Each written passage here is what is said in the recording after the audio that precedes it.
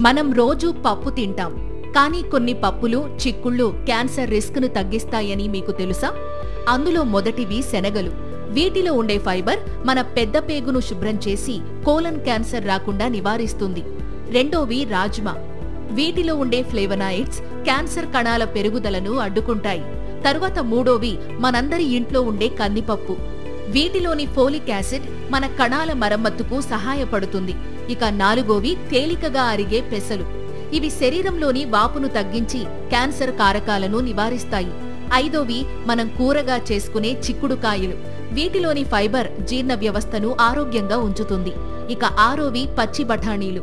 ఇవి stomach cancer రిస్క్ను తగ్గిస్తాయని కొన్ని అధ్యయనాలు చెబుతున్నాయి.